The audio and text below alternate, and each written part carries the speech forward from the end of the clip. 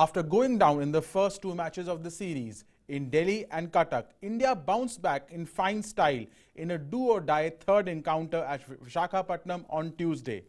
Yuzvendra Chahal was the highest impact player of the match as India defended 179, routing South Africa for 131 in the 20th over.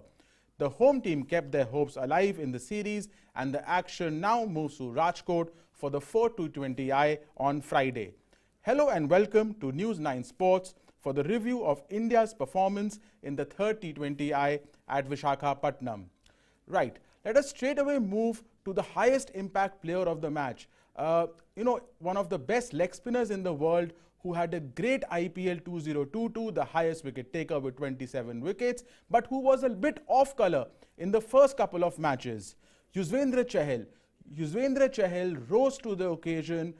He showed his temperament in the big match, the match that mattered the most for India, and came up with a match-winning performance. 3 for 20 in 4 overs. We got the wickets of Proteas, Van der Dersen, and the hero from the last match, Henrik Larsson. It was a gamble by Rishabh Pant to bowl Yuzvendra Chahal in the power play, but this time the gamble worked. The gamble worked because Akshar Patel had already got the opening breakthrough. Chahal bowled a brilliant first over in which he troubled Reza Hendricks, got the outside edge, and then immediately struck in his next over. He reduced South Africa to 57 for 4 in 9 overs. He picked a couple of wickets in his opening spell, and India at that point had an 85% chance of win, which means effectively the match was over in Chahal's first spell, where he bowled 3 overs and picked a couple of wickets.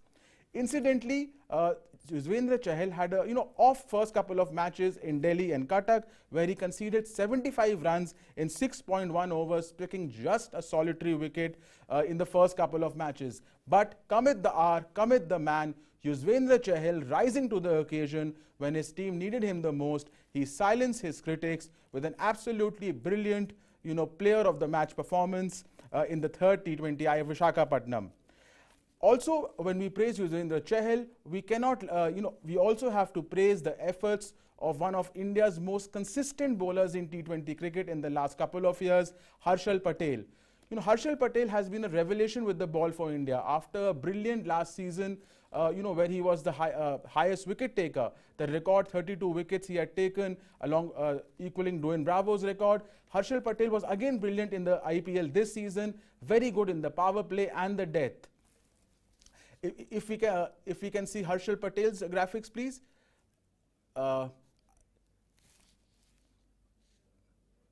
Here we have.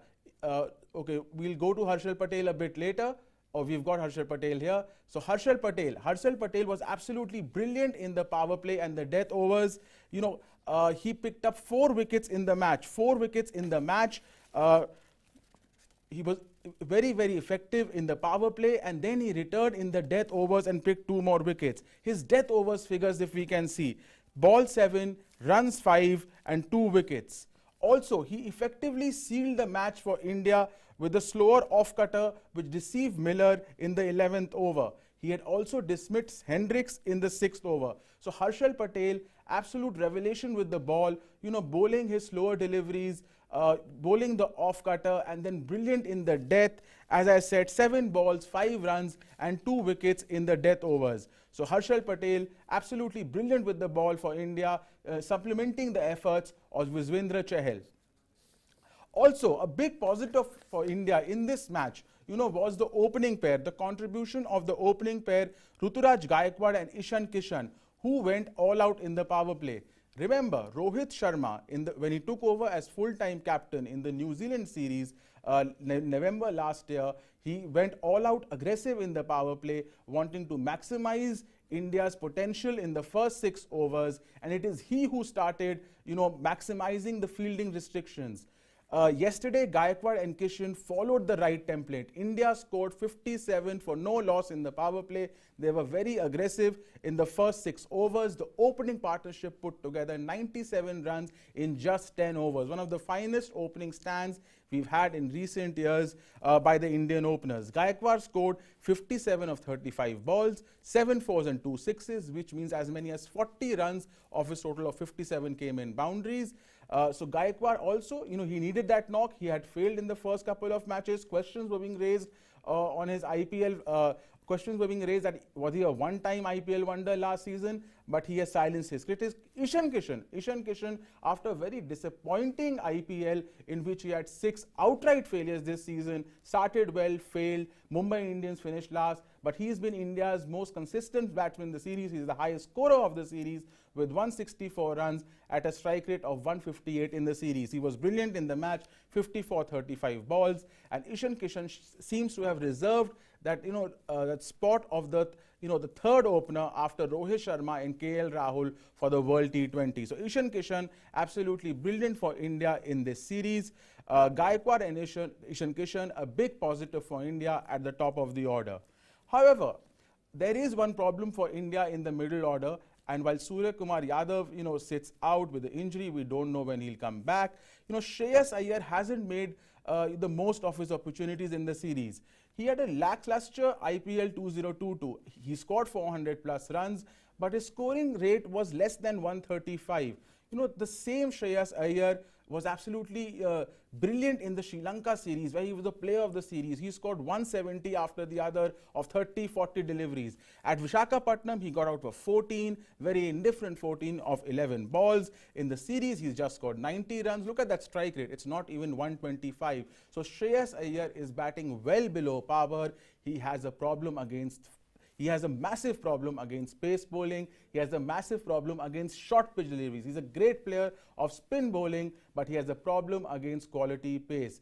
In the IPL 2022, he had a few high impact performances, but they were just few and far in between, just 3 high impact performances in 14 innings. So Shreyas Iyer's form remains a concern for India, and with Surya Kumar Yadav in the pipeline, slated to return for the limited over series in England, Shreyas needs to do a bit more in the remaining couple of matches if he wants to cement a place in the 11.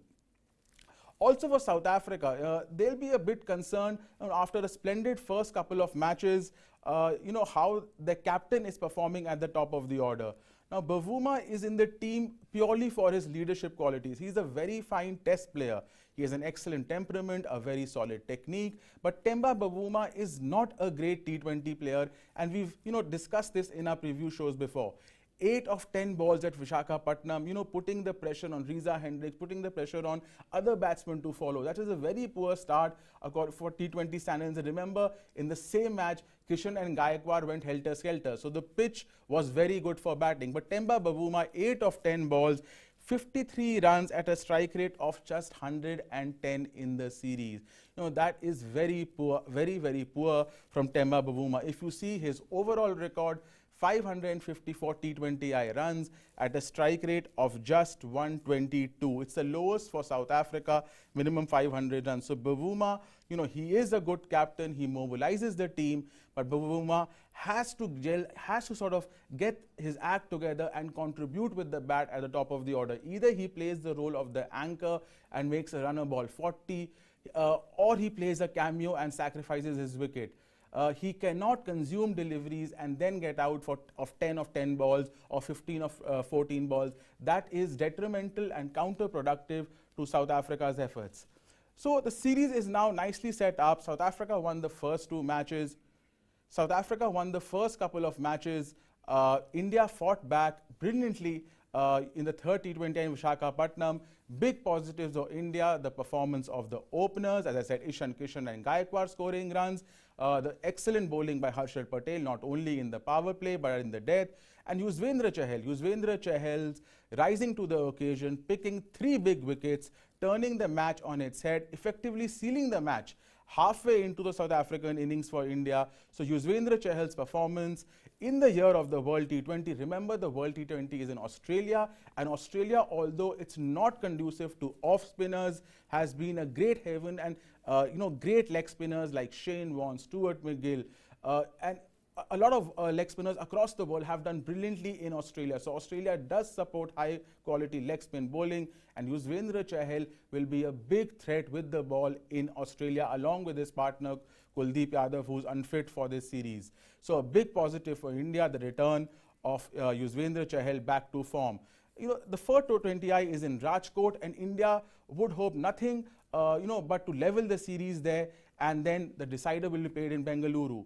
Also, a sort of thumbs up to Rishabh Pant for his captaincy in the third T20I. He was criticized, for poor strategies in the first couple of matches. It was a big risk, remember, he took bowling Akshar Patel and Yuzvendra Chahal in tandem in the power play. It was a big risk. It could have gone astray for India.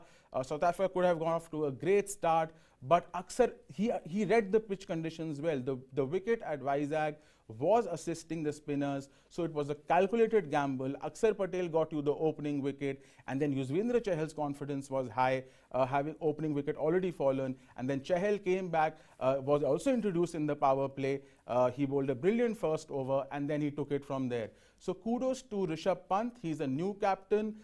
He hasn't done well in the first couple of matches, but maybe we have sat in judgment a bit too quickly on Rishabh Pant. We need to give him at least a couple of matches more before we can say whether he'll be a future captain for India or not. But some good tactical moves by Rishabh Pant at Vizag. So the action now moves to Rajkot. The match is scheduled for Friday, the 17th. Will India level the series at 2-all? Or will South Africa, the likes of Klaasen, Miller, Rassie van der Dussen, the three musketeers in the middle order, will they bounce back and pull off another win? Can South Africa pull off a rare series win in India? Remember, India, it's very difficult to beat India in a bilateral series in India. Very few teams have achieved it, not only in Test cricket, but in ODIs and T20Is as well. So therefore, can South Africa, pull off a rare series win against India on Friday, or India will bounce back? That's it from me for the review of the third T20I. We'll be back tomorrow with some more updates of the match. We'll do a special show tomorrow in a build-up to the fourth T20I in Rajkot. Till then, please subscribe to News 9 Sports, your one-stop destination for everything sports, analytical news, not only in cricket, but in all sports from across the world. From Nikhil Narayan, thank you. Goodbye.